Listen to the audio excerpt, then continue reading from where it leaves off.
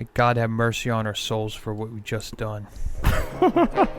On this episode of the MacGuffin Guild, we're going to get thrown in the slammer with Zack, Jack, and Bob in Down by Law. This 1986 comedy crime drama was written and directed by Jim Jarmusch and stars Tom Waits, John Lurie, Roberto Benigni, and Ellen Barkin. We're going to talk about Tom Waits' impact on music and film, how Down by Law differs from Ghost Dog, the careers of Roberto Benigni and John Lurie, Pat's solid number 2, and Tim Burton's jazz explosion. We'll discuss how to be confident but not cocky, exceptional bush shots, distant off-screen train whistles, as well as the band Skeleton Key and the Phantom Limb Company.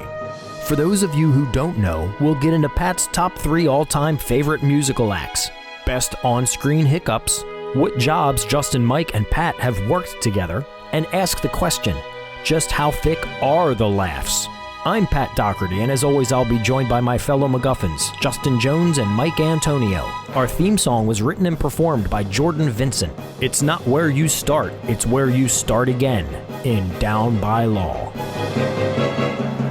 I raised you better than this. And welcome to another episode of the MacGuffin Guild. I am Pat Doherty, and I am with the MacGuffins. First and foremost, Justin. How's it going, Justin? I'm here. Here I am. Are you doing well? Yeah, I'm doing good.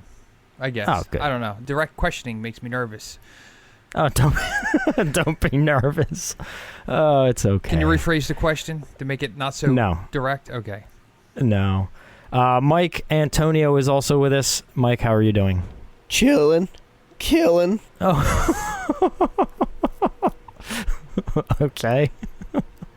Well, I am so glad that you two are with me. Are you? Anyway, let's get to... Yes, I'm thrilled. So let's get to this. So, again, we are recording remotely, and we think we've worked out some of the bugs. So hopefully your audio experience is better than last time around, because we still want to offer the highest quality product that we have to give. We may have also created more bugs. So that's something potentially. That might happen. Yeah, that's possible. Potentially. So we will find that out. But we're thrilled that you're with us, and we can't wait to get back into some things here. So today's film is the classic 1986 black and white indie pick, Down by Law, which was directed by Jim Jarmusch and stars the mighty Tom Waits, John Lurie, and Roberto Benigni are the main 3 characters in this film.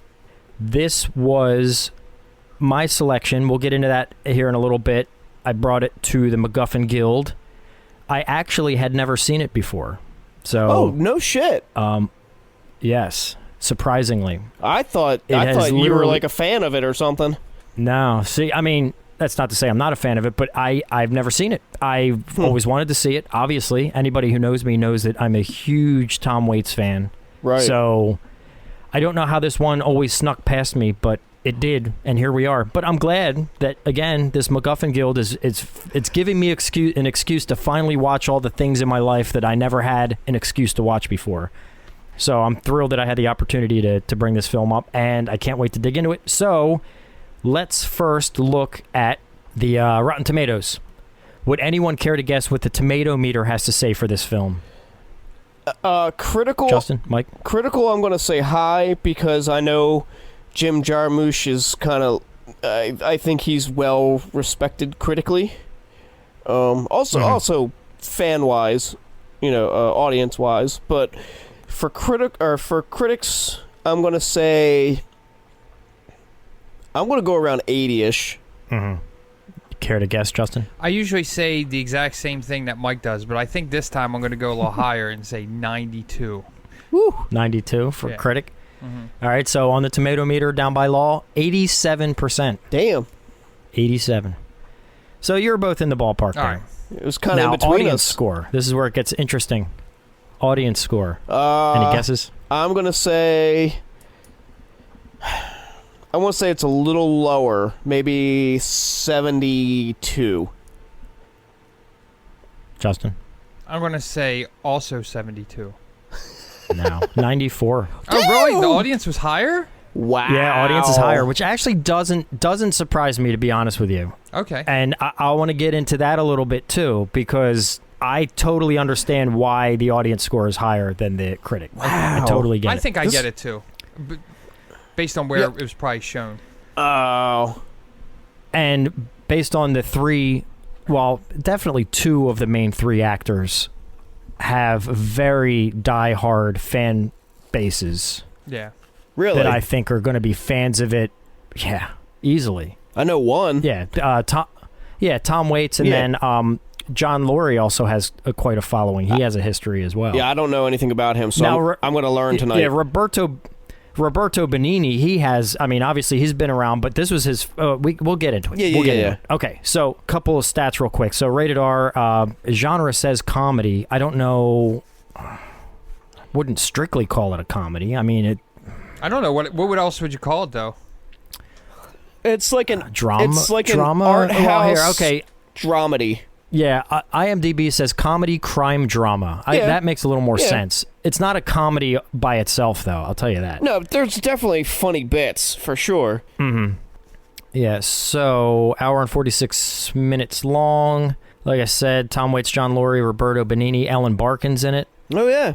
Okay, to give a range of reviews here, obviously a lot of what I'm looking at is positive, so we'll start with the positives, and then we'll go from there. Vadim Rizov from Little White Lies.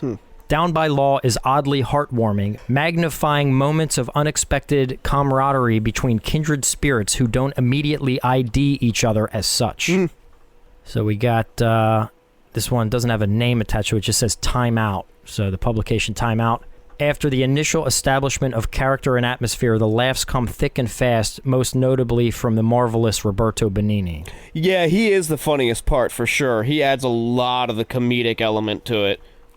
He also has a really powerful voice. Did you notice that? Oh, yeah, he does. Yeah. Like, every time he delivered a line, it's like, oh, man. It wasn't, like, loud. It was just, like, everywhere.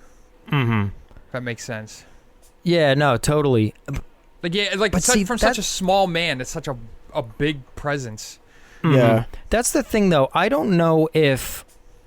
It says the laughs come thick and fast. I don't really know if they come that thick. Like, I didn't find myself sitting back... Sorry. I didn't find myself sitting back... I mean, take that how you will, but I didn't find myself sitting back, like, just belly laughing through this movie. Like, that's not the experience I had. I mean, there are some chuckles here and there, but the fast and thick, no.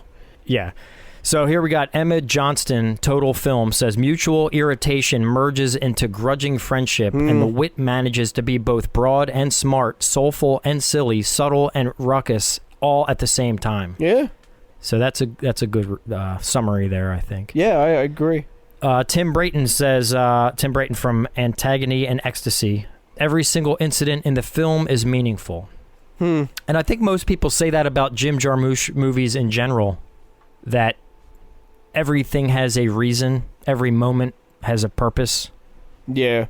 I haven't seen many of his films. I am a fan of Ghost Dog, but that's more like that's probably his most accessible movie, I'd say. Well, I wanted to ask you something because again, shame on me, I had never seen Ghost Dog. Oh man, still to this day. I just bought the Criterion just came out. It's great. How different in vibe, and I know they're two different worlds, Ghost Dog and Down by Law, but is there qualities of Jim Jarmusch that shine through? Oh yeah, for sure.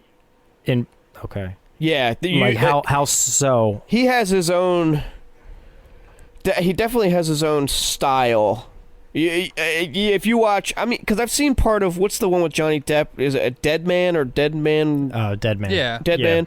I've seen part of that, and it still has that same kind of feel to it. I'd say Ghost Dog is a little more open stylistically. It's not quite as art house. It's in color, but it's still got.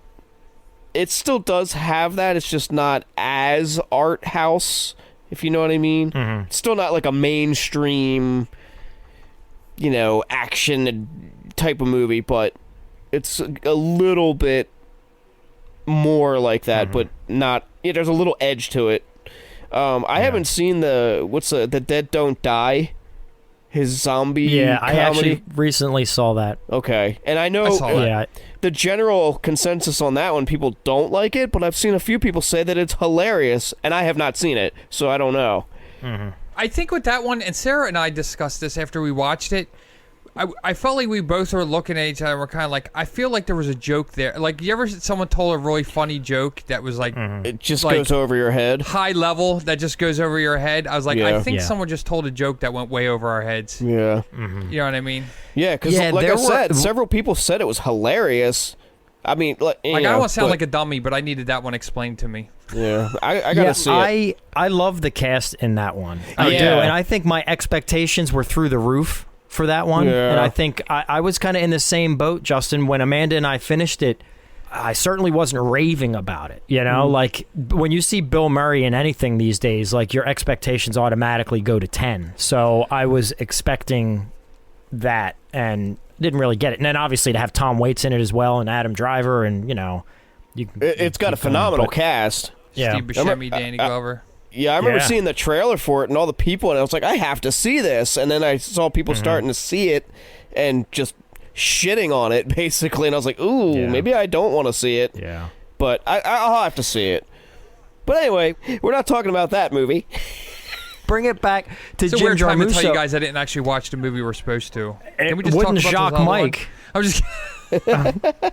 The Jim Jarmusch thing, though, I truly feel with him. And Justin, I know you said you watched some behind-the-scenes stuff and some features, or featurettes, I should say, on from Down by Law. Oh, wow. Okay. Correct me if you got the same vibe here. I looked up a couple interviews of him as well after we had spoke, and it seems to me, and you have to respect this, but he made it a point in this one interview I watched that he never wants to have to explain to a viewer what the meaning is. He wants the viewer to be able to draw from it whatever they see fit. Yeah, and he I like thinks that. he thinks it would be disrespectful for him to tell them, "Hey, this is what you should be thinking and feeling about this." Yeah. You know? I can respect that. That's cool. Oh, sure. You know, and I'm very much paraphrasing, but I think that was the general vibe of what he was saying. I get, I mean, I've seen brief little interviews with him, not in relation to Down by Law, but like through the years I've seen him speak in interviews and stuff, and I get like a, kind of like, he's very eccentric, obviously. You can probably tell that from the movies he makes, but almost like a Tim Burton-y weird vibe to him, but in a different way. But also like Beatnik. Tim Burton meets Beatnik. Yeah. He's definitely an interesting man, director. I'm curious to see more films of his. Now I want to seek some more out. Justin, what was your interpretation of him when you saw the behind-the-scenes stuff? I saw a few behind-the-scenes things. I saw stuff from the 80s, like when the movie came out. Like, because I watched it on the Criterion channel, and then they have all these extras on there, so I stayed up watching those. And then I went on YouTube and watched some interviews later, like the next day or something. But, like, I originally was watching. I was, like, kind of excited because I didn't really know much about him. And I've seen, like, a few of his movies, like Dead Man. I've seen Dead Don't Die. The Johnny Depp one, I fell asleep watching. Like, 10 minutes of it, I fell asleep. I think I got off like working a long shift at work or something. It doesn't matter. But so anyway, I didn't know much about his movies, and I was kind of curious to dig in. And so after I watched this, I watched that interview with him from the 80s, and I just did not get a good vibe from him at all. Really? And I was like, I don't know, man. It just seemed like kind of, in my personal opinion, kind of felt like kind of hipstery and kind of like kind of snotty, in my opinion, about stuff, and like maybe and pretentious. Yeah, it kind of seemed like that. And somebody asked him a question, and I guess he didn't like the question, and he was like, "I just don't think that's a very good question." And I was like, "That's kind of rude. You could have said that differently." However, with that being said, I watched later interviews with him, like now that he's older, and I think, like, I liked the older him like way more.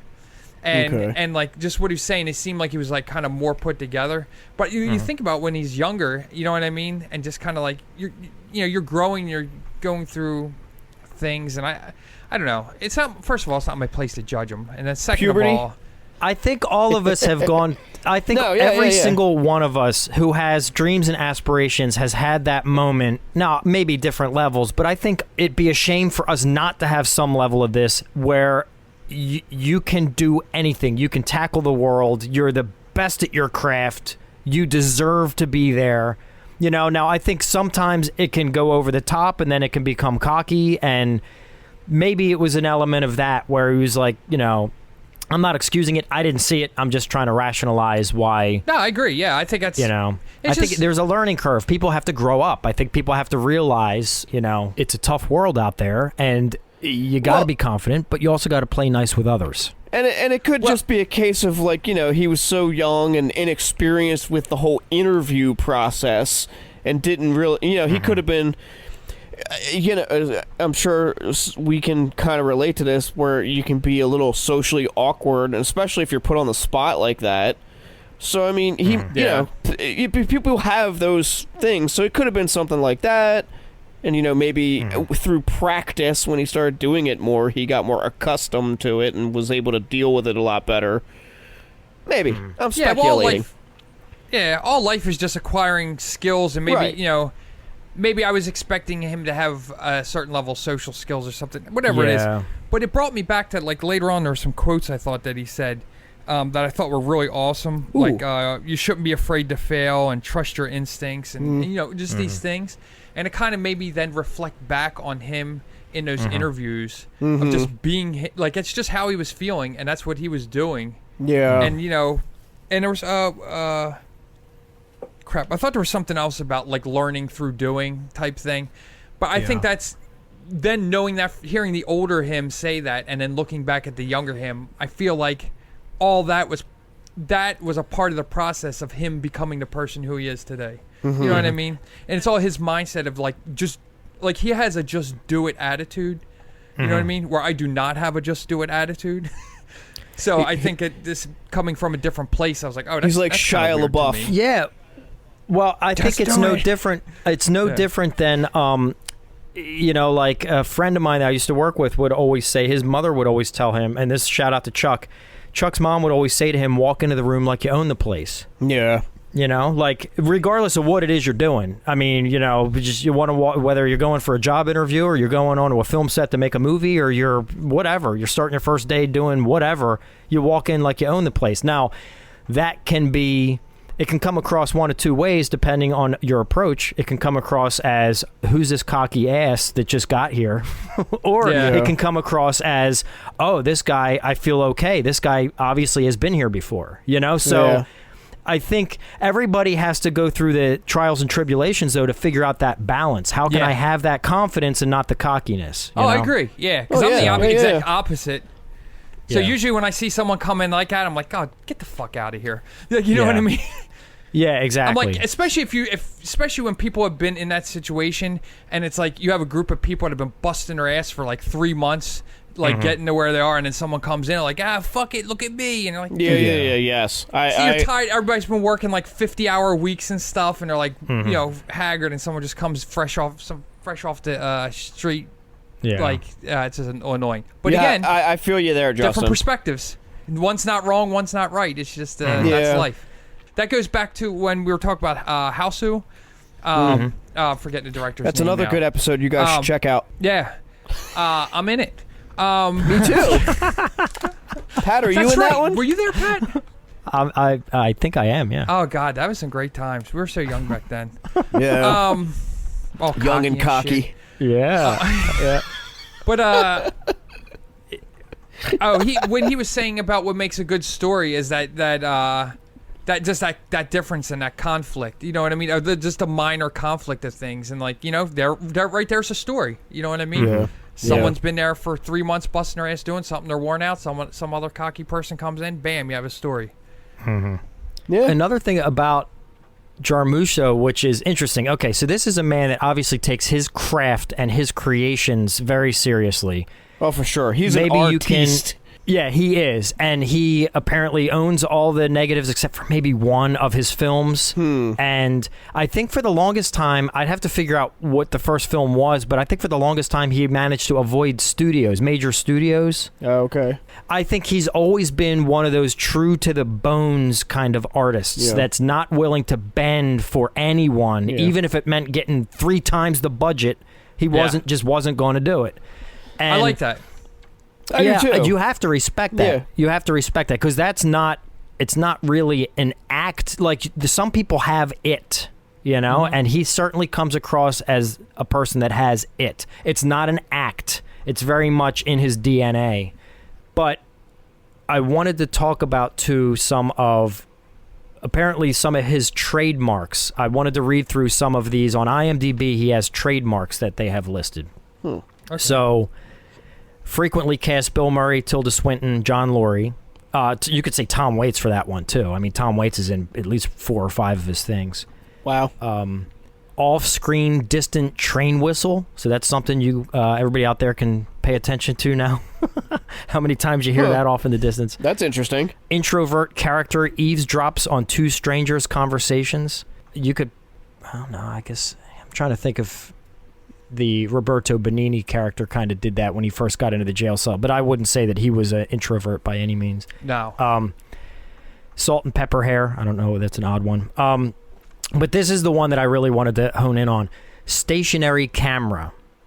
This film was all about that lockdown shot, and they would do the trucking shots, the trucking left and trucking right camera as they were like walking along the lake and. They did it in the jail cell, going down all the cell blocks. So he would do that, but other than that, it was very stationary, the viewers in the room kind of filmmaking. Like, he put me in that cell, and then their conversations, the Tom Waits and John Lurie characters, even before Benigni got there, I found myself, and I'd love to know if this got to you guys as well, but I found myself getting drawn in to the point where I felt like I was just overhearing a conversation of 2 guys in this position, and I even found myself kind of like smirking at times, like smirking in kind of like enjoyment as I would if I were listening to 2 people in a room have that same conversation. You know what I'm saying? Yeah. So it definitely... If that was its goal, it made me feel like I was just observing these guys in this jail cell. I thought it achieved that. I thought it achieved that well. I liked their back and forth. Well, I mean, at first Tom Waits' character, I forget his name. Zack and... Yeah, it was Zack and Jack. Roberto. Zack and Jack, yeah. They called him Bob. I liked how, like, at first, Tom Waits wouldn't even speak to him. And then, like, eventually he found out, Tom Waits was a DJ. And he's like, get out of here. And he told him who he was. He's like, that's you? He's like, say something, do like the weather. And finally he did it. And he was like, you're a DJ? You could do all that? And you haven't said 2 words to me the whole time you've been here. Like, and then they started this, like, grudging, like, semi-friendship that was very... You know what it felt like to me? Like it was like Big Brothers, or brothers. And then when Benigni got there, and this is very much real. I think if you have 2 people that are in an awkward situation, and maybe it's a little slow going, getting their relationship up and getting their conversations going, but then when you introduce a third party, those 2 people automatically become tighter. Yeah. And I think that's exactly what happened. Like, you see those scenarios all the time. Yeah. And you're I right. think that's what happened when Benigni came in. Then it was like Tom Waits and John Lurie. They were like brothers, lifelong brothers at that point, and they were like just busting on the little brother, Roberto, Yeah. So I definitely liked the character interaction between those 3. And I did like that Tom Waits had... he put up a front at first, and Lurie had to kind of work on him to draw that out of him, and I thought that was definitely well done. I like the rapport between all 3 of them that, like, develops, as the film progresses. I like how it plays out, the progression of it. Yeah. So real quick before we get too deep in this, there was 2 negatives that I wanted to read real quick. before I lose track of them. Now, obviously, like I said, the critic ratings, was very high. It was 87%. So there's not a lot of negatives to choose from. But I'll give you the two samples that I have here. One is from Philip Kemp, Sight and Sound. He says, "Down by Law seems on occasion to be soliciting our approval."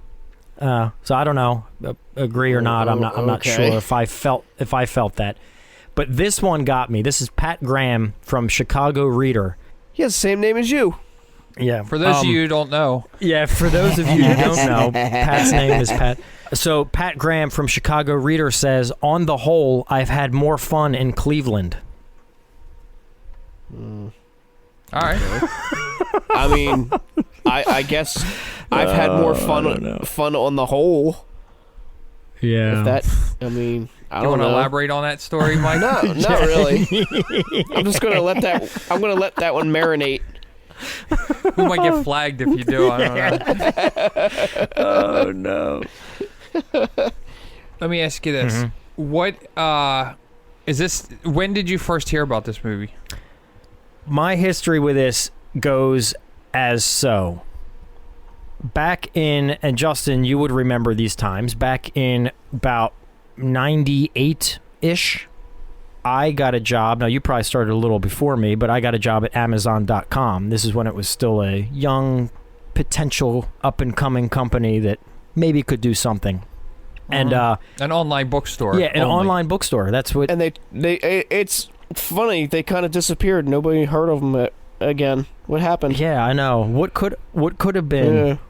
Anyway, It's a shame. Yeah. So I worked at Amazon, and my boss at the time is a guy named Matt Casarino, who, by the way, he's in a local power duo, is what they call themselves, Hot Breakfast. So definitely look them up. They're really fun little band. So I worked in the receiving area. He was my boss, and I heard this music. We were allowed to play music at the time, like just. Everybody there was in a band. It was just a whole like warehouse full of misfits, and we were all there for one common goal, and it was fun. And people with mohawks and tattoos, and everybody, like I said, was in a band, and just was an artist in some capacity. It was just a really great environment to be in. But I heard this music off in the background, and I was like, "What is that?" I asked my boss Matt what the hell it was, and he told me it was a fella named Tom Waits, who I was familiar with only because he played the voice of Tommy the Cat in the Primus song. So I had always seen his name in their album, but I never got around to checking him out. So finally, when I heard the very first Tom Waits song I ever heard that day was a song called Clap Hands, which is on Rain Dogs. And the song Jockey Full of Bourbon, which is the song that this film opens to, is also on Rain Dogs. Okay. So once I discovered Tom Waits, this was always on my list of I've got to see that movie, and just 20 years passed and it never happened. But so that was where my love affair with Tom Waits began, because I've definitely, if I were to list like my top 3 most influential musical acts, Primus would easily be 1, Tom Waits would be a solid number 2, and Adele would be number 3. Just kidding. Wait, I mean, a solid number 2 is better than a runny number 2, I would say. Yeah, that's a good point. No, that's... You ruined your own joke by saying solid number 2 you did. in front of us. You upstaged yourself unintentionally. Yeah, exactly. It's a damn shame. You have to consider the maturity level of the people you're telling the jokes. Oh, God. Anyway... Jesus. Yeah, so I've been influenced majorly by him, and I've always wanted to see the film, and then the MacGuffin Guild came along, and I'm like, I'm doing it now. We're going to do it. Wait, so is there a real number 3? You know what my number 3 would probably be, and most people probably wouldn't even know who it is. You would probably be able to guess, Mike, who my number 3 would be. Is it Skeleton Key? Yep, Skeleton Key. Okay. Yeah, check out Skeleton Key. We saw them up in like North Jersey one time, didn't we? We went up there and saw them. That was a and cool they were show. playing with Stolen Babies. Stolen babies. Or as yeah. Justin called them, with the Tim Burton jazz explosion. Was that? Tim Burton's jazz explosion. That's right. I forgot about that. Yes. Skeleton Key, their bassist and lead singer, the brains behind the operation, his name is Eric Sanko, E-R-I-K, Sanko, and he is also involved in, he's a phenomenal, puppeteer, I guess you would call him. Oh, okay. Up in New York. Sanko Puppets. Let me see here. I'm going to bring up the name of that company. Like marionette type puppets? Or exactly. In fact, you mentioned Tim Burton. It's almost like a Tim Burton kind of, but darker vibe. Okay. Oh, okay. It's not as whimsical. It's more like corpse-esque. Okay. You know? Yeah, because I don't know that aspect of him. It's Phantom Limb Company is what it's called. Phantom Limb Company. And he makes awesome puppets, and apparently he does stuff like that up in New York. But anyway, that being my number 3, which has nothing to do with any of this. But you should definitely check them out. It has everything to do with this. We needed clarification on that Adele snafu. Yeah. Yeah. So anyway. For the record, Adele's pretty awesome. No, I know. that was the one that I pulled out of the air. I was just trying to pull something out that totally did not fit my vibe, you know? Well, this is why it's relevant, though, because I feel like this movie... Jim Jarmusch picked it's all musical influences and stuff like that between Tom Waits. I forgot Tom Waits' name. Jesus Christ. And John Lurie, you know what I mean? Oh, well, let's talk a little, because I want to tap into your guys' experience too, but real quick, before we go there, now that you guys kind of got a look into my experience with this film, and when I met Tom Waits, quote unquote, not in person, but obviously when I was exposed to him, and doesn't sound any better. I know it doesn't. When I came to find him, no. Okay. Anyway, my history with Tom Waits. How about that? Now that I've kind of laid out my history with Tom Waits and how it ties into my need to explore this film. Tom Waits' body. I don't know where you're going with this. Anyway, I really want to know what your experience was with this film. Had either one of you seen it before? No, I'd never even heard of it. Justin? You awake over there, bud? I am here. I am awake, sort of. Here's what happened. You said, let's watch this, and then I watched it. That was pretty much my history. So before, a week ago, I didn't even know anything about it. Oh, actually, you mentioned this a few weeks ago. Back, I think you were discussing doing this or The Vanishing, I think. The Vanishing. Yeah. And then we ended up doing The Vanishing, so I'm glad this came back around, because I wanted to see this anyway. So my question then, Justin, did you hear of it prior to me bringing it up? No, never. Wow. Interesting. What's that, Mike? That was Justin. That was me. Oh, what's that, Justin? Get it right. Yeah, I wish it was Mike, because I don't know what I was going to say. Oh, okay, that's all right. We can proceed. So what I want to talk about is, we'll start with Tom Waits. Obviously, you go to IMDb. Tom Waits has 215 soundtrack credits, which is absolutely insane. Mm-hmm. And what's cool about Tom Waits is not only is he a groundbreaking artist musically, but he's also got 45 acting credits as well, which is pretty cool. He's been one of those guys, in my experience, that I don't want to say that he can do no wrong, because he certainly can, but he's so good in his craft of music that when I see him in film, if he didn't even make music, I would appreciate what he brings to filmmaking. Like, he's a good actor. Like Renfield in Dracula, it's just that part was made for him. I wanted to point that out. Yeah, if you're someone who's like, who's Tom Waits? I don't know who that is. If you've seen Bram Stoker's Dracula and you know who the character of Renfield is, then you've seen Tom Waits. Yeah, he's just a phenomenal actor on top of being a phenomenal musician. Mystery Men. Yeah, Mystery Men. Well, he was fun in that. Yeah, he did his part. Yeah. Rumblefish. Yeah. Oh, yeah. So it's Seven Psychopaths. He's in The Seven Outsiders also, Psychopaths, wasn't he? yeah. Yeah, he had Seven he Psychopaths. had a That was bit good. part. He was in the Book of Eli. He was the guy that sold him the batteries. Oh man, I didn't I've see seen that that. movie once. It's been a long time. The Imaginarium of Dr. Parnassus, which was it was Terry Gilliam. That was Heath Ledger's last film. Oh wow. Wrist Cutters, Coffee and Cigarettes, which was another Jim Jarmusch movie. Okay. You know what's funny?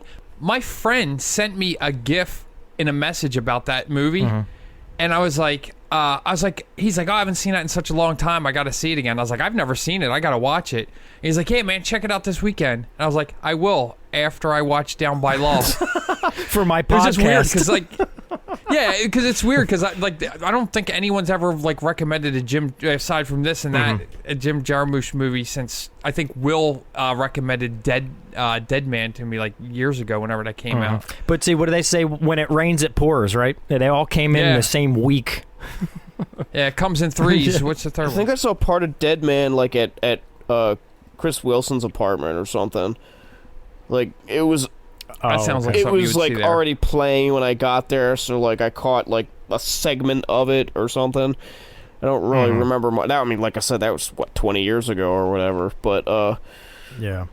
But like I said, the previous to watching Down by Law, I had only seen Ghost Dog all the way through, and I was already a fan of that movie. Like I actually, I like that movie quite a bit. So I was excited to check out something else of his. Yeah. I want to pick your brains a little bit about your thoughts on it, but we'll get there in 1 second. While we're just wrapping up the Tom Waits stuff, what I love about Tom Waits, and he's got bit parts and other things like the Fisher King, which is a great movie. So he's always popping up here and there, which is fun. He's been in at least, I would say, 3 or 4 Jim Jarmusch movies, easy. He was in Coffee and Cigarettes. He was in this one, of course. He was in The Dead Don't Die. His first one, wasn't he? Yeah, The Dead Don't Die. He was in He that was one. in that, yeah. So, yeah, he's at least been in 3 or 4. Plus, I think Jarmusch did some of his Tom Waits music videos. I think he directed some of that his makes music sense. videos.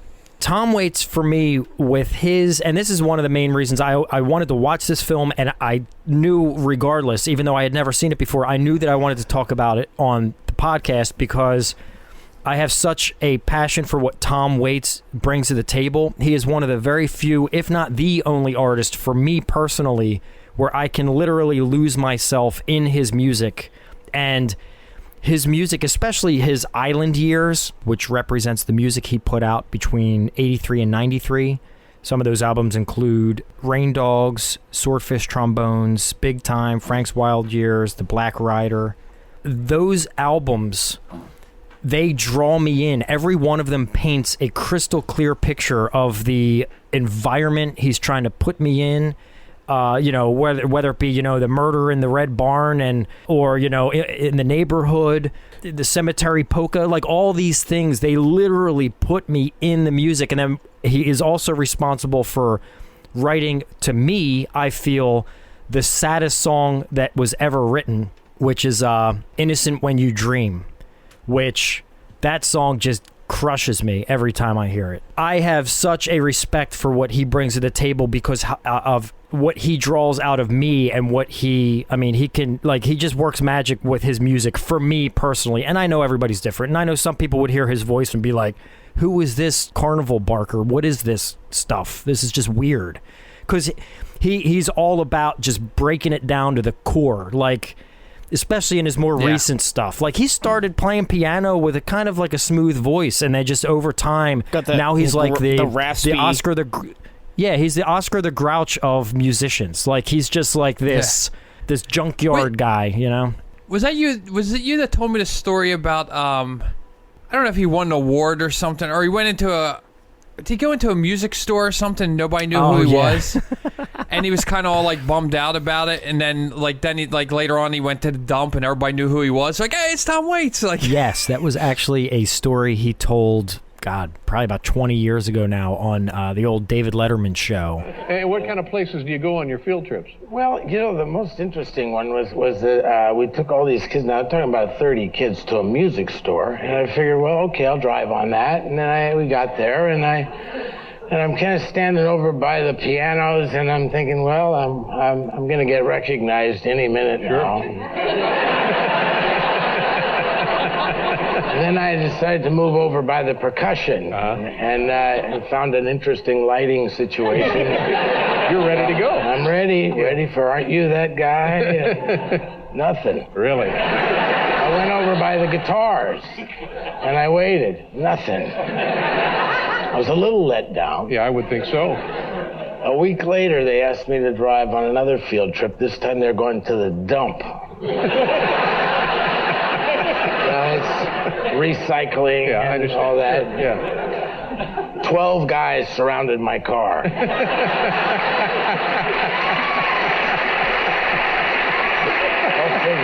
nothing wrong with that. Everybody knows me. Yeah. At the dump. Well, sure. Tom Waits seems like a really funny, really down-to-earth guy. In fact, I've always said this. Look, you guys know I love Les Claypool from Primus. But if you were to offer to me, I could have a beer and a meal with any one celebrity, who would it be? It would be Tom Waits. Like, I always wanted to sit down and have a conversation with that man. And Well, damn, I would have said Adele. yeah, I know. Well, she's my number 3, remember?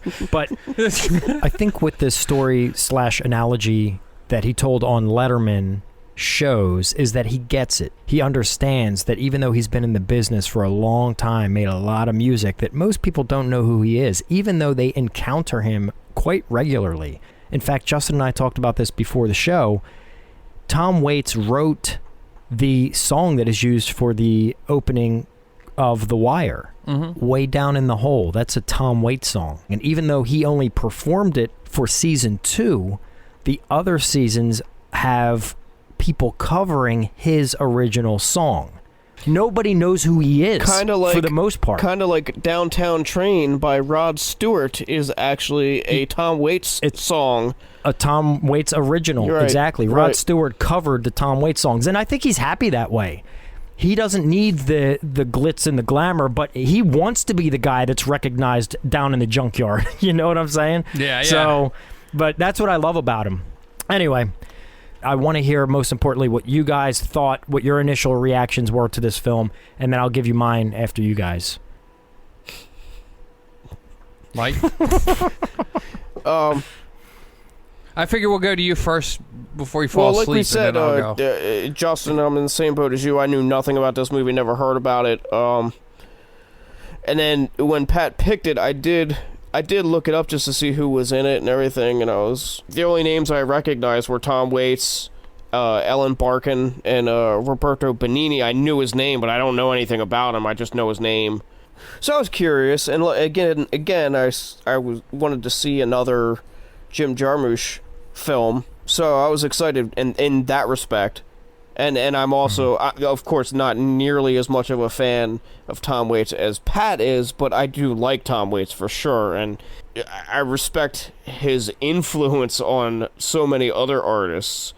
I've seen that before. There was one thing I saw where it was just a clip of a bunch of different artists saying who like their main influences were, their main musical influence, and so many of them actually said Tom Waits. Like, a slew of them were like, Tom Waits, Tom Waits, Tom Waits. It was weird.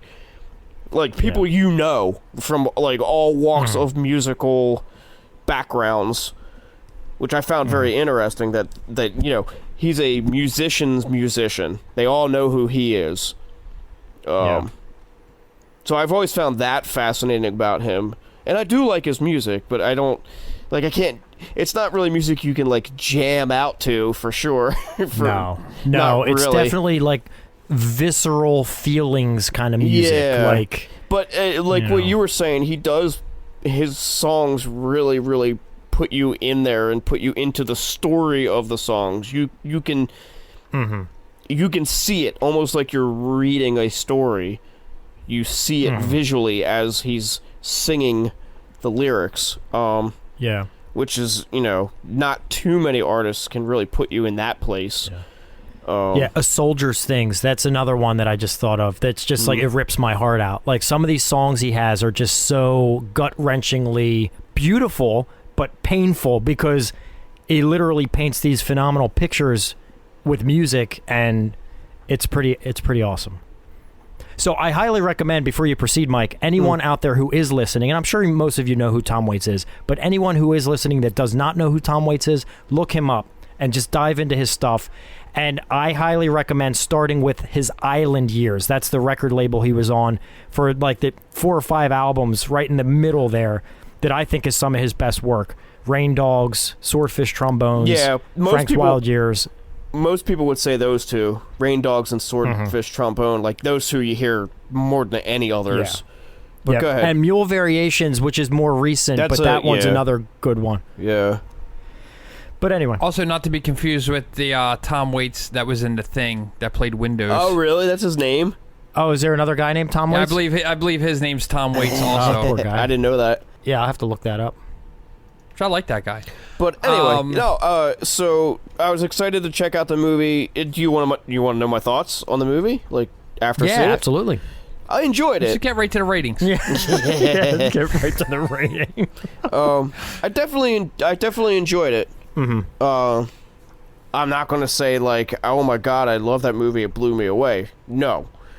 But I liked it. It kept me engaged.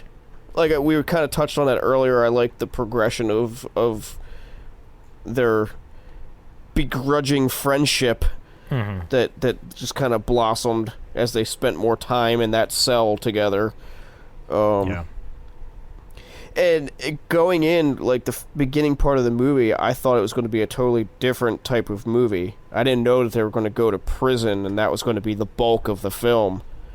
I thought it was just going to be, like, a little slice of life, little crime type of thing. Like, you know what I mean? I thought they were going to go in on some kind of job together or something. Yeah. But it didn't turn out that way at all. So I thought that was a neat... Which is refreshing. It was a neat aspect. When, like, you watch a movie and it's like, oh, I know how this is going to go. And it's like, oh, okay. This is cool. Yeah. It didn't go there. Like, you know what I mean? Now I can enjoy something, not know what's going on. It went a totally different direction.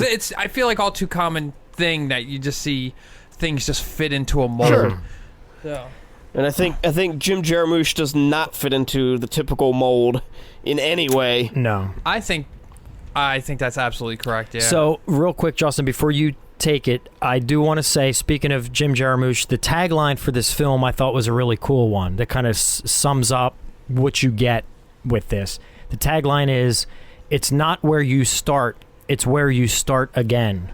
Oh, okay. Which I thought was... That's pretty cool. Yeah, I thought that was simple, yet very effective. Yeah. And I did want to read, Justin, before you pick this up, I do want to read one super reviewer. This was a fan review on Rotten Tomatoes, which I thought was really... I thought it hit the nail on the head. We love super We reviewers. do. Jim Jarmusch is the king of cinematic understatement. His films, at least his early ones, are always composed of long takes, nuanced characters, and rambling dialogue, and they never really seem to be headed anywhere. Down by Law is in glorious black and white, courtesy of cinematographer Robbie Mueller, who we need to give a shout out because his stuff is beautiful, and features understated humor at its finest. John Lurie, Tom Waits, and Roberto Benigni are great as Jack, Zack, and Bob, and give us one of the best movie trios of all time.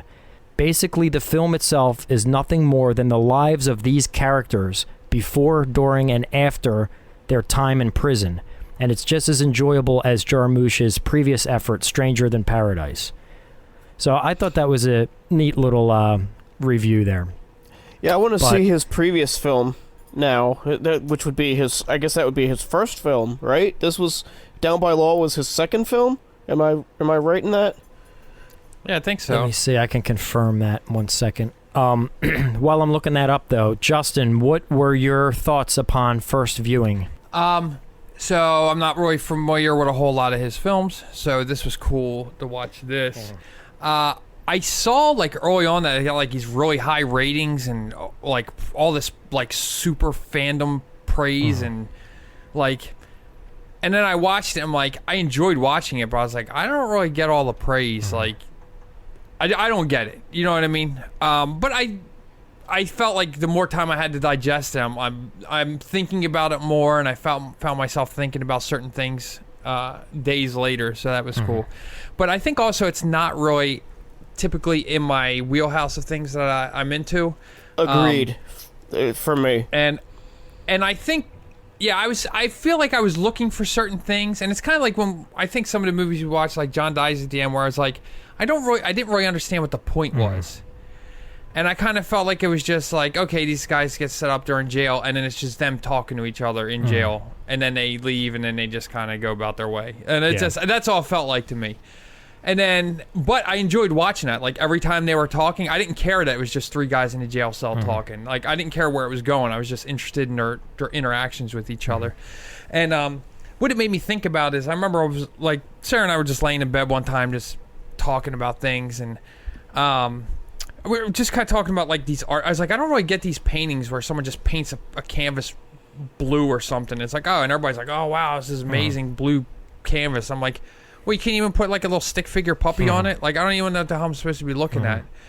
And then she's like, yeah, but it's like, sometimes it's the use of color and how they take that color. And like, you know, you're just looking at a picture on the internet, but when you're actually standing in front of it and you see how they take that, you know, these colors, like someone who's an artist would be like, oh, wow, like the way they shade these things or whatever. You know what I mean? She said there's more to it than just like, you know, it's a painting. And even though there's nothing on the thing except the color, it's what they did with that color. And I think that's kind of a similar thing where I was looking for something like, all right, paint the picture for me, but it was really just the artistic stew of things. It was like the interaction between them, and it goes back to like even just saying like how Jim Jarmusch is like, I'm just going to do what I want to do. Like, it's like, you know, I'm not going to fit into the mold, and like, and you know, and ultimately it was just refreshing. And I also, just to keep going on my rant, when she told me that, it made me think about music. Like, some music I listen to, and people are like, what the hell are you listening to? Yeah. I'm like, yeah, but just listen to that guitar tone, or like, listen to how that bass and the guitar just like really kind of like sound good together. Like, it's just like one or two notes, but man, it's really like something, you know? So I just think this is kind of like, I'm on early steps of picking up something I didn't really understand before. So I'm excited about that. I'm excited about going on a new journey. No, that's cool. But I will say this, I agree with you fully that upon first viewing, I definitely felt like I didn't get the payoff I was hoping for. Yeah. It felt like something was lacking.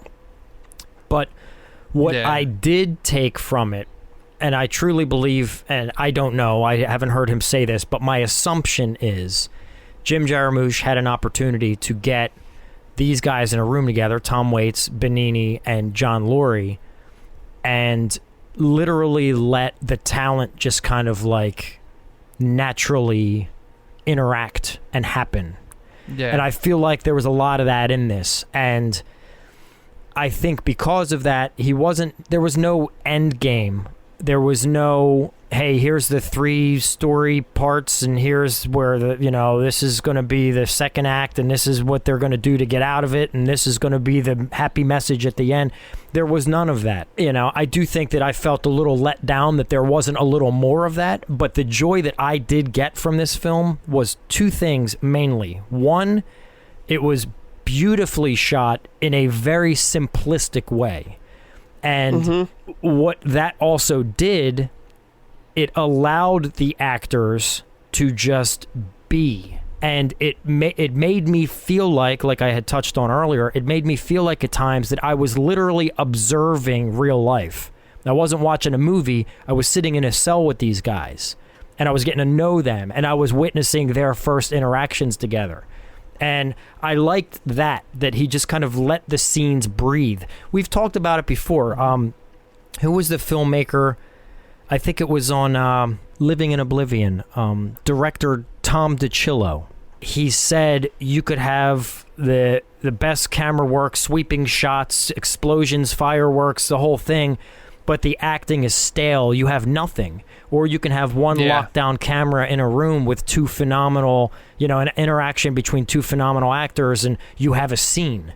And I felt like he was, whether it was intentional or not, I think he was bringing this thing down to its root, down to the core, and just, it was almost like watching a stage play. It was so, like, the camera angles were so simplistic. And the takes were very long. Like, it wasn't a lot of cuts. To me, it's like the Tarantino effect, where he kind of lets the scene play out. No matter how long it goes on, it goes on as long as it needs to. Yeah, it does. And I think he did a good job with that. I do wish that, because I started to feel excited, like when the Benigni character gets introduced, and then I see their rapport start to develop, and then Benigni just, kind of willy-nilly says, oh, by the way, I know how to get out of here. And I'm okay with the fact they didn't show the jailbreak. I'm fine with that. In fact, we could talk about that later as that potentially being a MacGuffin. But what I was hoping for, that even as they were then on the run and trying to get far away from the jail, I was just hoping for just something else, just something a little extra to kind of like give me that closure, which there was closure. Maybe that's a bad word, but I just wanted something else. I felt like something was lacking. It's the old adage. It's about the journey, not the destination. Yeah. I think this movie fits that bill perfectly. Although, I mean, the Benigni character gets a resolution. I mean, it's assumed he's going to stay where he's at. But the other two guys just kind of go off out into the world with a new perspective, basically. So I mean, there is closure for sure. Yeah, I'll tell you the exact point where I realized how much I cared about these characters is after they escape from prison, and they're doing this thing together, and they're all running away, and then they get to the river, and then Bob's like, I can't swim, and then they're just like, all right, later, Bob, and they just take off and leave him. I felt my heart drop. Like, how do you just fucking leave Bob? Like, you got to go down together. Bob is the reason you're there. Yeah. And they just and that scene went on for a while, where it's just Bob just speaking to himself in Italian, and you hear the dogs coming closer, and you maybe probably hear a train whistle in the background. And then and you're like, what the fuck, are they going to capture him? Like, what's happening? Yeah, I thought the cops were going to show up. I thought they well, had. He thought so too. This sucks. Yeah, and then when you see right as it sounds like they're there, and you see Tom Waits grab him, and he's like, Zack, and then and he swims off with them. It was like, oh man, I was like, oh, I guess I really I'm fully invested in these characters. See, but when you look at those moments, he did do a good job of letting these characters in a short amount of time develop some kind of connection that we then felt a connection to. So there's definitely something there. But I just think, just to wrap up my previous point, I guess I wished at the end, and I get it, there was closure and there was new beginnings and that stuff, but I don't know. I guess I was just looking for the.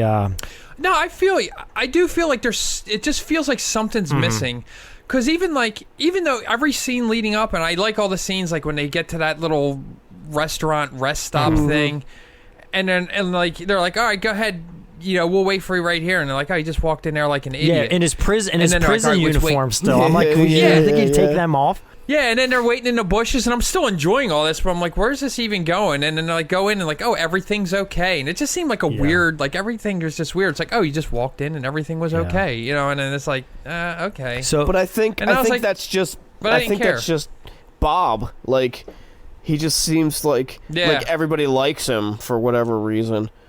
He's just a likable guy. Yeah, and very naive. Even though he killed someone with an 8-ball. Yeah. So, a billiard ball, not a bag of dope. Yeah, not 8-ball. So, Benigni, do you guys know the actress that was in that little diner that he went to? Do you know who that is? No. Well, that's his wife. Yeah, I knew that. Yeah. Well, his future wife. So they that's met on this movie and then got married, right? Yeah, I don't even know if that's the case. Did they meet on this movie? I'm pretty sure. I don't know. I read that they got married 5 years later, and I think they're in a lot of movies. Yeah, they are. Yeah, Nicoletta Braschi, Braschi. They were married in 91, December 26th. Braschi, how do you say that? I said Bronski. That's not. I'm just being stupid. Jeez. So Benigni was an Italian actor, I do believe. Is that correct, Justin? This was his first English-speaking role, I believe it said. Yes. Yep. His very first English-speaking role. And in fact, his lack of English knowledge in the film was very much real. Okay. And I heard somewhere that Tom Waits and John Lurie actually, I'm sure it was out of like a brotherhood, but busted his balls a lot and played a lot of pranks on him because of his lack of the English language. That'd be kind of funny to see some of that. But anyway, Yeah. what is your knowledge with Benigni? Is there anything specific with him that you remember in his career? No, I just know his name. I know nothing that he's in. He's the guy that jumped up on the chair, isn't he? That's right. I wanted to see if either one of you would pick that out. I don't know. That's me as an accomplished film student. He's the guy that jumped up on the chair because of some movie he won an award for. Yeah, he won an Oscar for, I think it was an acting Oscar, but I can double check that. But yeah, after he won, he jumped up on the chair in front of him, and it's like really iconic. I remember that's the first place I know saw nothing him. about that. I'm pretty sure I only know that because you probably told me that. I was like, oh yeah, I remember that he guy. gained international recognition for writing, directing, and starring in the Holocaust comedy drama Life is Beautiful, for which he received the Academy Award for Best Actor, the first for a non-English male performance, and Best International Feature Film. I never thought I'd hear that genre of film ever in my life. Oh yeah, what was it? It was Holocaust comedy drama. Oh yeah, that's a rough one. What I wanted to look up, there was a film he did when he was in Italy. I was trying to find the name of it, but I can't find the name because I don't know how to speak Italian. Was it called Pizza Pie? Oh my God, Mike. I guess you could say that because you're Italian. Yeah, I'm part Italian. But he did a film in Italy where he was a movie reviewer that refused to watch the movies first. I thought that was great. I'm like, oh, Mike could relate to that based on the Vanishing episode. Oh yeah, that's awesome. Man, find out what that is. I watched one of two of them. Yeah, you're batting 500. Roberto Benigni's rabbit soliloquy was almost entirely self-written and improvised based on his own life experiences. His mother actually did raise rabbits. Oh, wow. Which, by the way, was the rabbit in that movie real? The one he came running into the scene with? I don't. Dude, it It looked did real. look real. If not, that was one hell of a fake rabbit. It may have been. Roberto Benigni's line, "It's a sad and beautiful world," was the result of a misunderstanding. The script read, "That's sad and beautiful music," but Benigni said, "It's a sad and beautiful word." Oh, and then Tom Waits. Yeah. Yeah, I read that. So then Waits and Jarmusch misheard it. They thought he said world, and then the line stuck. Nice. And Benigni had never been to America prior to this film. Not only had he not been in an American film, he had never even been to America. Well, it seemed like he had a good time, so that's cool. I thought this was cool too. I'm on IMDb now. Yeah, this is the cheap way out, but whatever. Producing a podcast is difficult, so sometimes you got to cut corners. But anyway, Jim Jarmusch had intended for the shack that the fugitives find refuge in after escaping prison. He envisioned that it would have bunk beds, so as to make it look exactly like the prison cell. Incredibly, they found a shack where 2 bunk beds were already standing, so no extra furniture had to be added. Isn't that pretty cool? No shit. Yeah, did you pick up on that fact that the bunk beds, it looked exactly like their cell? Oh yeah. Yeah, I totally... Yeah, okay. They finally out freed him and they're in a cell, not getting fed. Yeah. Yeah, I thought that was great. Yeah, and then they had the fear of alligators, so it's like, what would you rather have? Yeah. They said something funny, something about the alligators. Oh, I didn't write it down. Oh, I did write down at some point somebody says, Mr. Almighty Hot Shit. I thought it was pretty good. Huh. I think I was back when they were in jail. All right. Oh, and there was also Mr. Bill. On the graffiti, there was a Mr. Bill on the wall. Remember Mr. Bill from the 80s? Really? I think he was from the claymation guy. Yeah, there was like a Mr. Bill, and it said Mr. Bill above it, and I was like, is that really the Mr. Bill? And then I saw a little word bubble that said, I missed that one. It did have the word bubble? Okay. Yeah. Oh, that's funny. I thought you'd pick that up for sure, Pat. No, with your eagle eye. I overlooked that one. So apparently this is the only Jim Jarmusch film made with American money, quote unquote, as he calls it himself. He says that he prefers not to have his films funded by Americans because there are too many strings attached. I read that and I was like, oh, that's really cool. And then it said, oh, this is the first film. And it's like, but it's a second movie, isn't it's it? his So third. It's like 50% of his movies at this point. No, it's actually his third. I just looked it up. It was... okay. So 33%. Yeah. Permanent Vacation, Stranger Than Paradise, then Down by Law. But he did Talking Heads, video short. He did, a couple of them. Tom Waits, music videos and whatnot. Neil Young. So he's done some music videos and whatnot. So that's cool. Anyway, real quick. So that's Benigni, Tom Waits, and then John Lurie. Let's talk about John Lurie. John Lurie is a musician, actor, and painter. In 1978, he formed the Lounge Lizards Jazz Ensemble with his brother Evan, and the band made music for 20 years. Lurie has also composed scores for films and a soundtrack for Get Shorty and was nominated for a Grammy Award. He had starring roles in Stranger Than Paradise, this film. In the early 90s, he wrote, directed, produced, and starred in a TV series, Fishing with John. Do you know what else he wrote, which I thought was really interesting? He wrote the theme song from the original Late Night with Conan O'Brien. Oh. Yeah, really? He did That's him awesome. And another guy, Howard Shore, I believe, wrote the theme song I know together. Howard Shore, yeah. Howard Shore? I'm pretty really? sure it was Howard Shore. Are you sure?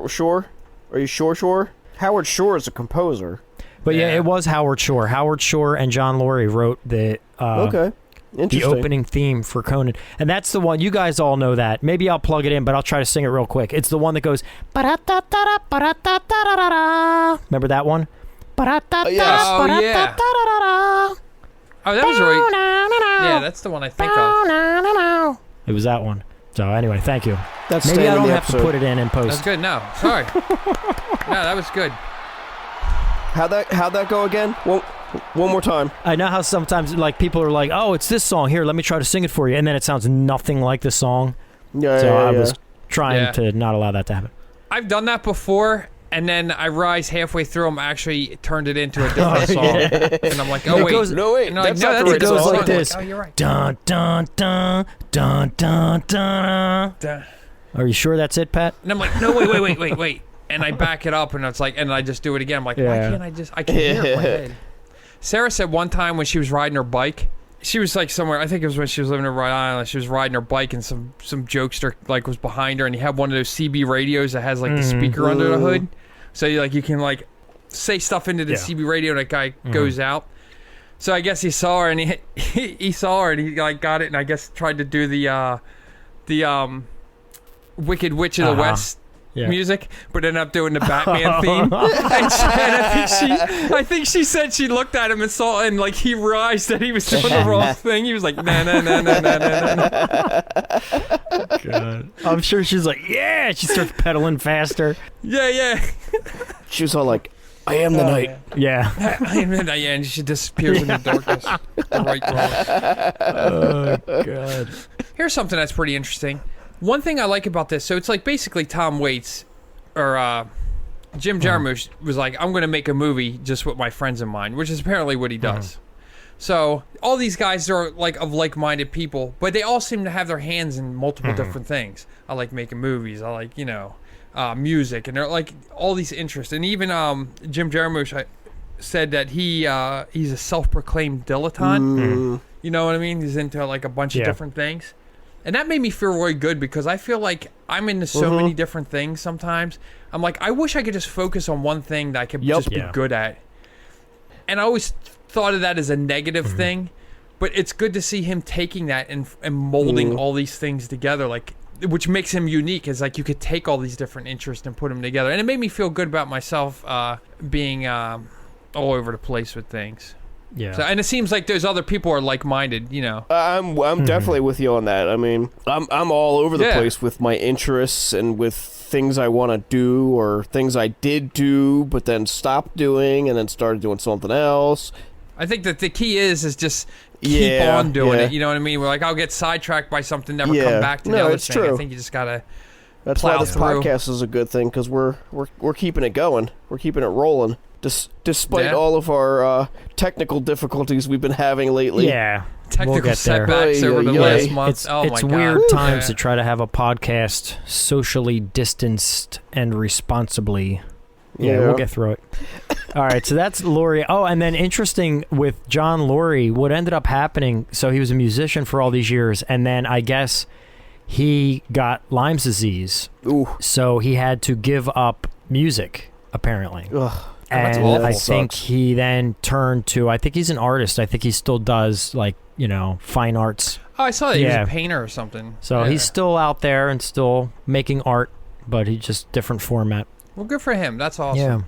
Yeah. We never mentioned Ellen Oh, Barkin. yeah, Ellen Barkin. Which, like, I don't really know much about Ellen Barkin because it seems like she's more in movies that I don't typically watch. She was in The Adventures of Buckaroo Banzai. Yeah. Which I know that one, and I saw a few other things that she was in, I know. Anyway, but most notably, in 2010, she was in a movie called Shit Year, which seems like it was 10 years ahead of Yeah. its It was time. really called that? Shit So, year?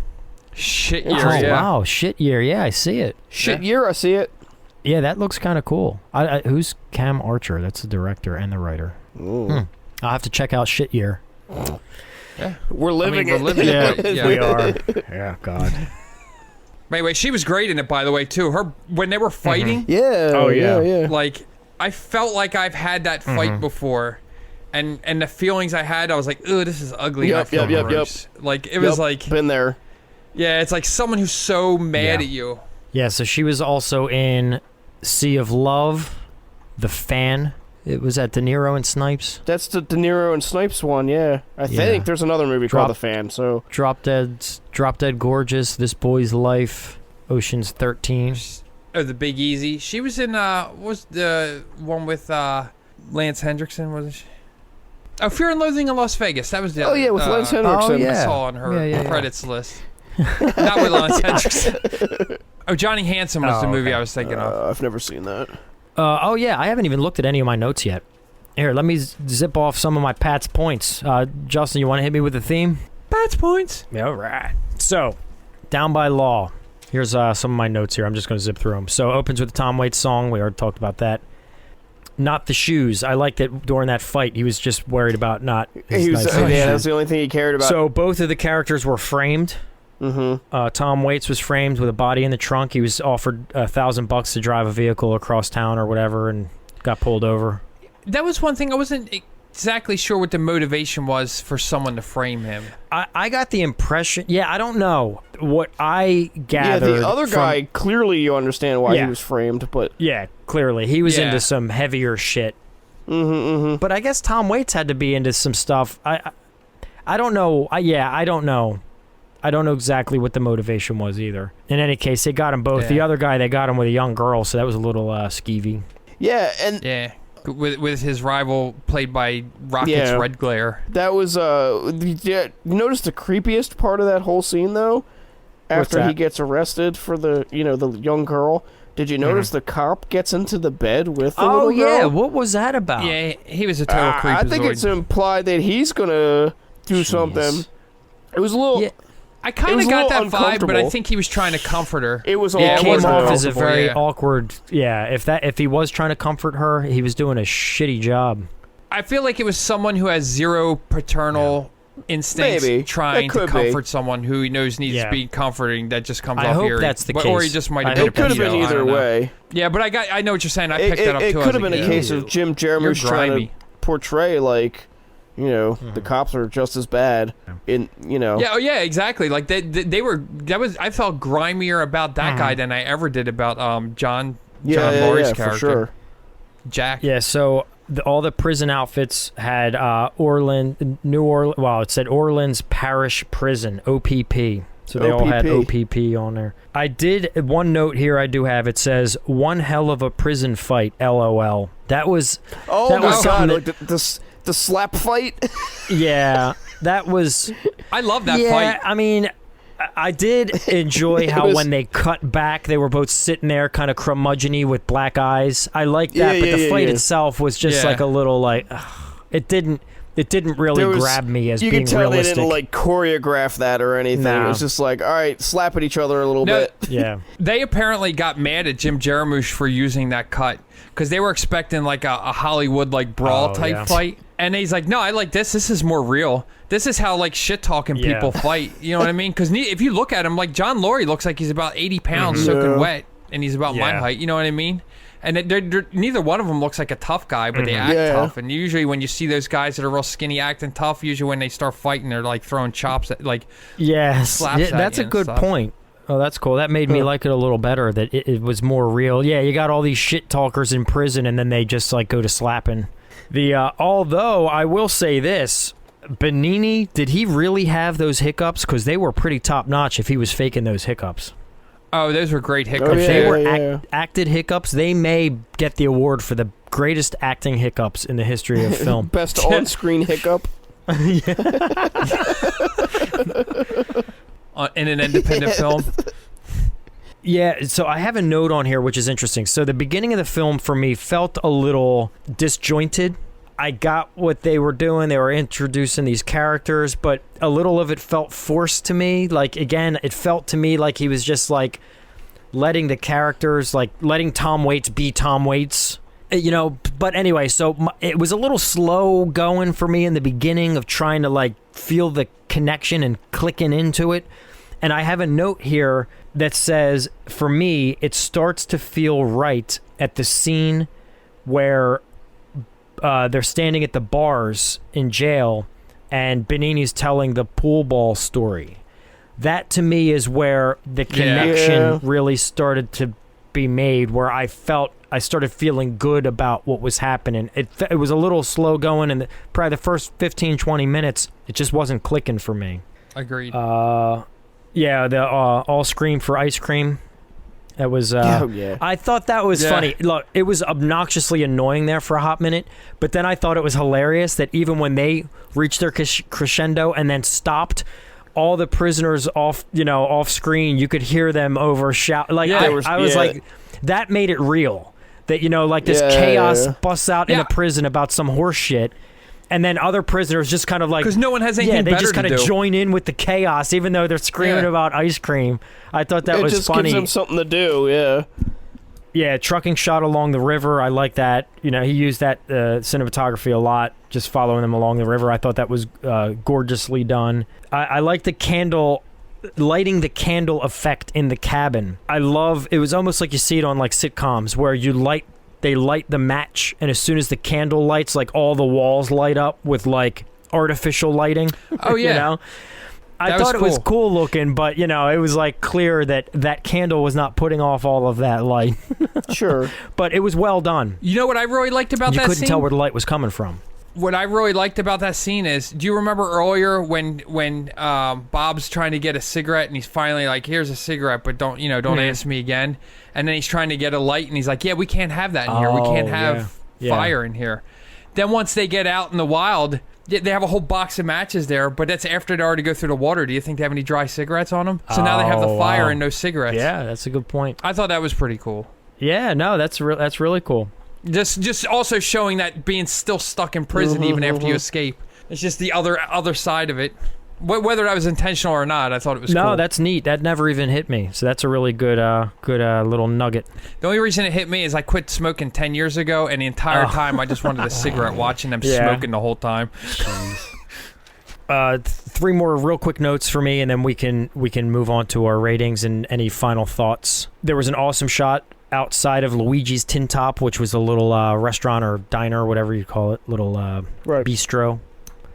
Awesome shot through the bushes where the Bob character went in and Zack and Jack were outside. I thought that was really exceptionally not choreographed. It was a very beautifully filmographed. It was very beautifully shot, very simplistic, but the composition was nice. It was a nice looking shot. So anyway, I just wanted to note that. Pay attention to the bush shot.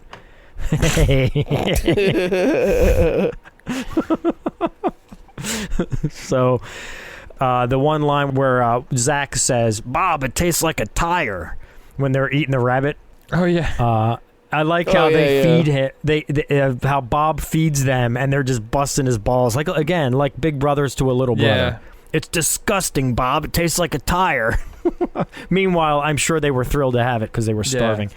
One more final thought about Jim Jarmusch that I wanted to mention was that apparently he likes to see his films once with a paying audience that doesn't know he's there, and then never again. Guess he wants to get a feel for what the people that have paid to be there, and then he doesn't want to watch his work anymore.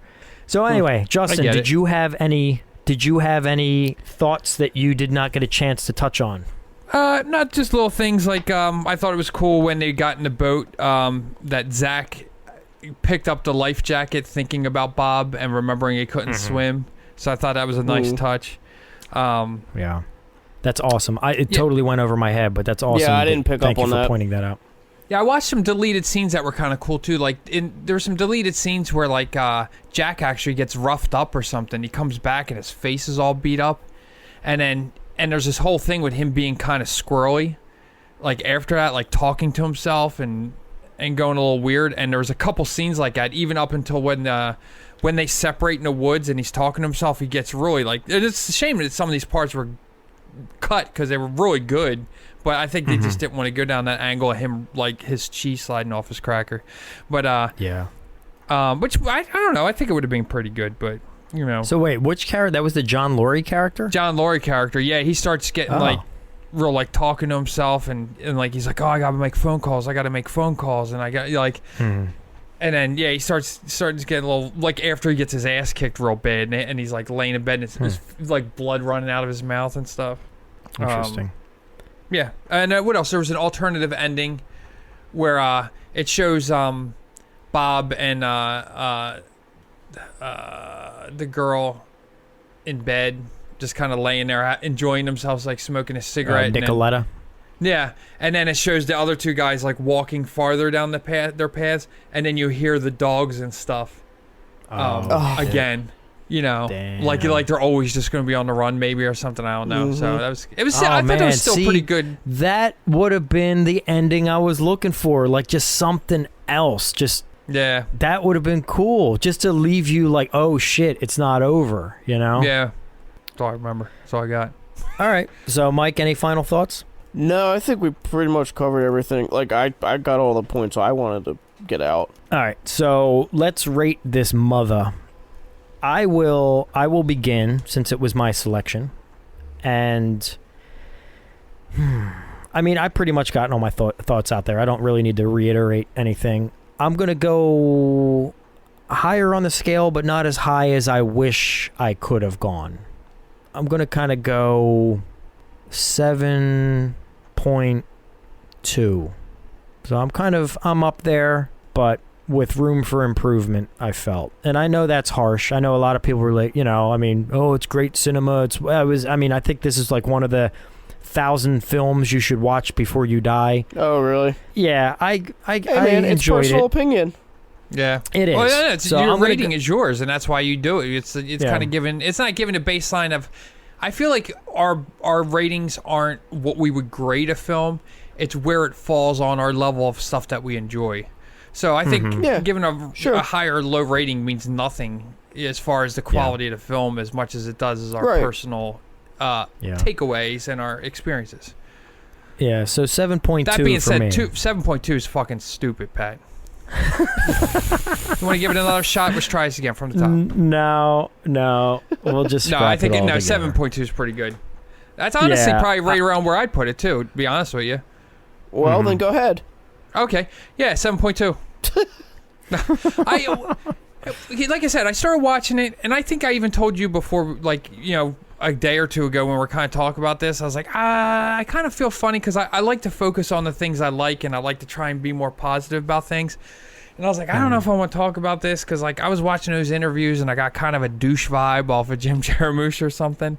And I was like, I don't want to say that, and I don't want to be negative about it, but I'm kind of glad I kind of talked about it because then it kind of made me realize this whole journey through life and just about who he is and what he does. And I think that's all part of it. And it's like, I think that, and I think watching this I was like, what's the point? What's the point? And I'm like, I'm enjoying watching these people. But I think really that's the point of the movie. It's this relationship between these guys. And I think a lot of people have been there. That is the point. Yeah, that's the whole point. It's this relationship between these guys that it's like, do you ever have a job where you hate being there and like you don't know how you ended up there, and all these other people, they're like, I don't know how I end up here, and you form these like, these strong relationships are forged in fire, not built. You know what I mean? Alliances under like stressful situations. Yeah, and you end up with friends you never I know thought you'd exactly have. what that's like. And then and here we are. No, but Shit. and we've all been there, and it's kind of cool, man. And it's and I like that. And I think like to speak on Jim Jarmusch's behalf, I think Jarmusch, I'm probably saying it wrong the whole time. Yeah, I think I am too. Yeah, I think his message, which is a good message people should know, is don't be afraid of failure and just do your thing and follow your instincts. And these are all things from his mouth he said in interviews. And one thing I thought was really cool, I wrote down, he said, it's hard, I can't read my own handwriting, but we'll assume that this is exactly spot on what he said. That's not what he said, quote unquote, what? it's hard. It's hard. Life's hard. Give up. No. It's hard to get lost if you don't know where you're going. And I thought that was awesome. And I think that's about his style of just like, which also ties into something he said, is editing tells you where the film wants to be, where you're like just doing all this stuff, and then when you take it into editing and you're just watching, you're like, oh, this is the film that's happening. You know what I mean? Mm-hmm. Oh, so, sure. All these things are cool. Pat can definitely relate to that one with the editing aspect. Oh, absolutely. Yeah. Yeah, for sure. So, I don't know. I'm excited to watch more of his films and be a little more... I like that I kind of went in being like, oh, this guy. And I'm like, you know what? I like this guy, so... I kind of... Cool. Yeah, Justin, I was kind of on the same page with you with that, for sure. Well, that's good, Mike. So, do you have... I'm used to copying Mike, and now he's copying me. I didn't know what to do. I was, like, dumbfounded. Let me write these down. Of course, I don't have the MacGuffin database in front of me, so... 7.2. I'll have to plug this in later, get our overall average. But Mike, what do you think? Rating for the film? I'm going to go a little bit lower than you guys, but not severely so. I'm going to go 6.8. Okay. Only because I definitely enjoyed the film, and I it's just kind of where Justin was saying, like, it's not in his wheelhouse. Yeah, it's not my cup of tea per se. Not to say that it's bad at all. I actually liked it. I think the best aspect of it was the three leads in the film. If it weren't for them, I would have probably jumped ship on this movie, honestly. But those performances were strong enough, and I don't feel the same as you do about the ending per se, because I think, like I mentioned earlier, it's about the journey, not the destination. Yeah. That's a good way to look at it. I mean, I'm okay with that in some instances, and I think it works okay in this movie for me. But 6.8. Okay. Yeah, I was just going to say one more thing, again, with me changing my opinion. As I was watching it, and I was like, I knew he had his friends in mind when he made it. And at one point, I kind of was like, I feel like it kind of falls apart. Not falls apart. This doesn't fall apart, but I kind of felt it lost me a little bit towards the end, because I was like, I think he was just letting his friends play too much, and he didn't want to rein them in enough. Did you think that too? I think you just encapsulated the point I was trying to make about the beginning of the film. Where he was just letting Tom Waits do what Tom Waits does. He was letting his, like you just summarized it, he was letting his friends just do what they wanted to do, and he wasn't reining them in. I totally felt that in the beginning of the film. Absolutely. So yeah, you just encapsulated my thought in a much better way. Yeah, I felt that, but then I watched an interview with John Lurie where he was talking about like things that he didn't want cut, and then they ended up fighting over it. So I was like, well, interesting. So maybe he had to pick his battles, and maybe he was just like, all right, I'll let this shit slide so that we could just like, not kill each other, even though they'll probably love each other after they're done. You know how it is when you they continue to work with each other. Yeah. So, all right. So normally in our show here, this would be the phase that we would transition over to the MacGuffin portion. And as many of you probably already know, a MacGuffin is a plot device used to drive along a story in film, and we like to use the film itself as a MacGuffin to drive along our conversation. But unless you guys have any specific questions, I mean, we spent a hell of a lot of time talking about this film. I think there was a lot to unpack, and I thought it was great. Yeah. But I don't really have any specific questions to dwell on, because, it's not like I'd be like, hey, Justin, what was it like last time you were in prison? I was going to ask, Mike, has anyone ever been in Turkish prison? Yeah. I can't talk. Turkish prison? Jesus Christ. I was in detention once or twice, maybe, I think, but... I know, right? Yeah. But I was set up, to be fair, so there you go. There you go. I was an innocent man. I've never been like arrested or detained or anything like that in any way. Have you guys? I have not. Justin, you're awful quiet. Oh, probably not. I don't think so. Probably not. I feel like I remember police telling me not to go somewhere. Yeah, Do I don't not know. pass go. Do not collect $200. Was that it? Yeah. Let's say we made our own version of this film. Like some really, like, you think this is an independent film. Like, we just do this in your basement. Out of the three of us, and we played the three people in the movie, who would play who, do you think? Pat would be Tom Waits. I would be Benigni. Yeah, that one's clear. Yeah, that was like, with hands down, you would just be Benigni, hands down. Yeah, that one's crystal clear. Yeah, between Justin and I, though, that one's tricky. I could see us flip-flopping. I can see those that going either characters. way. Yeah, it could. Yeah. It could. The two of you are kind of in those roles. You would be interchangeable. I think either or.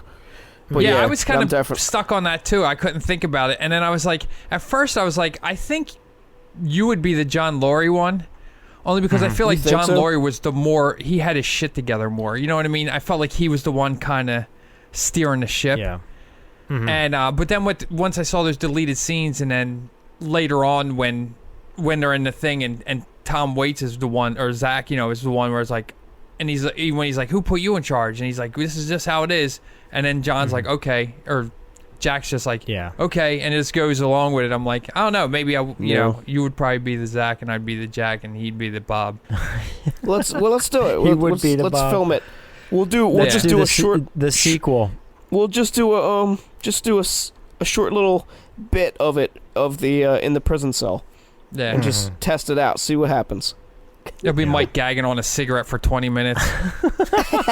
Oh, I'm glad you said cigarette, because I thought you were going somewhere else. Something else. I thought this was going somewhere else. I mean, Down by law, the deep cut. I mean, if that's the way you guys want to go, I mean, I'm I open. think we're breaking out bad signal. I think we should wrap it up. Yeah, exactly. Here, hold on. I will say, let's say this. So let me get the average of our scores here. 7.2 plus, just real quick, because I never did this, plus 6.8. I got to do this the old school way. Oh, boy. 3. Use that common core math. 7.06. 7.06 is our average for this film. Yeah, I mean, it's right there. So that's our first 7.06 average ever so far, by the way. Our very first one. I think you might be correct about that. We should celebrate. Everybody drink. Yeah, drink. All right, so any final thoughts before we shut it down? Any other MacGuffin-esque questions that you want to dig into? Not really. I do want to say I think there is a ton more stuff to talk about. So watch it. If you're listening to this, watch it with your friends. Talk about it, because there's a whole thing with, like, at the beginning with Jack and his lady of the night, because he's a pimp, and the relationship between them, and there's a whole bunch of stuff. There's a lot going on. So, even though there's long extended like static shots of just dialogue and stuff, there's a lot going on in the movie. Yeah, because she even has a love-hate relationship with him. Yeah, there's a lot of like history and stuff that's hinted at in these characters in the movie, so to provide a little background story for them, which I think he did a really good job of establishing. Yeah, I just realized, I said, hey, if you want to watch it with your friends, and if you're listening to this, and I'm like, it's just our friends that are listening to this, so then they're gonna ask us to watch this movie now. Oh yeah, I'm just kidding. Our friends listen to this? If so, I'm thrilled to hear that. Nah. I did have one friend say I doubt that they she do. just likes all our photos on Instagram and doesn't actually listen to it. Oh, yeah? Well, that's She cool. didn't say that directly, but I was picking up what she was putting down. 2 days from now, or whenever, 2 days after this comes out, she's like, I heard what you said. Yeah. Well, that'll be the test. Plant the seed and see if she comes back with the response. Yeah. That's pretty funny. You never know on the MacGuffin Guild if you're getting set up for a test. So Yeah. Beware. Anyway, all right. Any final thoughts? No? Negative. All right. Well, always a pleasure, fellas. Justin, Mike, Pleasure. Thank you, guys. Word up. This was a fun one. And look, what I like about this film, too, is there was so much to talk about, not only about the story, but also about the three actors and the director, that it went so long, we didn't have the normal amount of time that we would have to work with to just kind of play around, because there was just so much to kind of dig into, which was kind of cool. It was a nice change of pace. Yeah. So, anyway, although I do want to think about our days in a Turkish prison, as Mike said. Yeah. Well, we'll do a whole episode about the time we. We'll definitely. We got to get into that one at some point.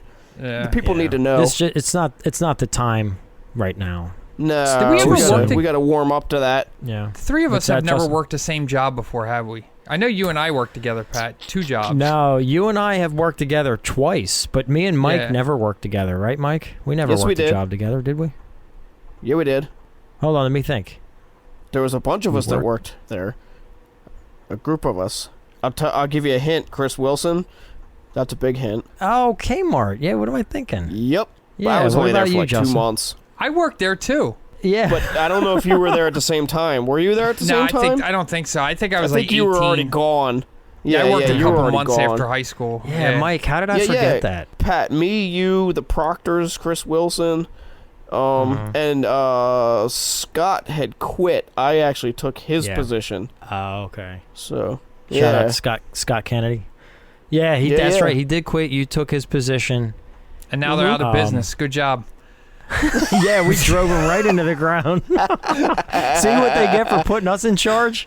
Yeah. Holy shit. Oh, my God. Man, I'll tell you what. Obviously, yeah, I guess I would say I'm the best housewares lead since Bruce Campbell.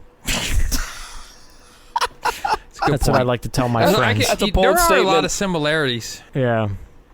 Actually, I think there's a picture of you when you have full head of hair. When I was looking at it, is like you look like a really young Bruce Campbell. I have to find that picture. Me? I think it's on that collage that's on Wilson's wall. Oh yeah, find that. Yeah, I think I'd you're like to see probably that. like 17 or 18. You got that big all that hair, and I think there's like a period of time, like maybe it was like Army of Darkness or something. I don't know. I remember a period of time where Bruce Campbell had a bunch of hair. It just reminded me of that.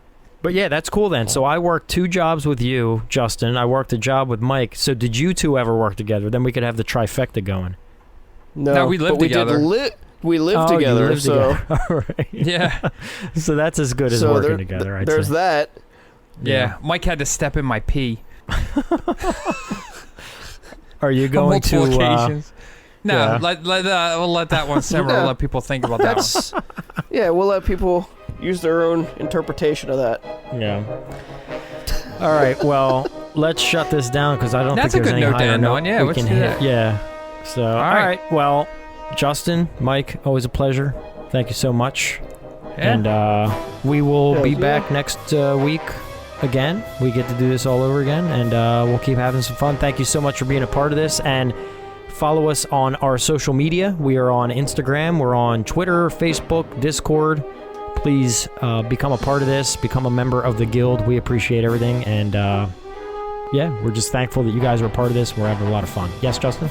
I also challenge people. Do something and fail at it and tell us about it. We'll share our failures, laugh and grow from them and move forward. We'll laugh at your failures. I think that's what we'll laugh at your we'll laugh at our like you're experiencing our failure right now, so we want to know your failures. Yeah. If you listen to the show long enough, you'll hear all of our failures. We got plenty of them. So share your stories with us. We want to hear, and this is a safe space. Sure. Always a pleasure, guys. Thank you so much, and we'll see you next time. All right, y'all. Peace. Have a good night. See ya. I raised you better than this. Ba-da-da-da-da, ba-da-da-da-da-da, ba-da-da-da-da, ba-da-da-da.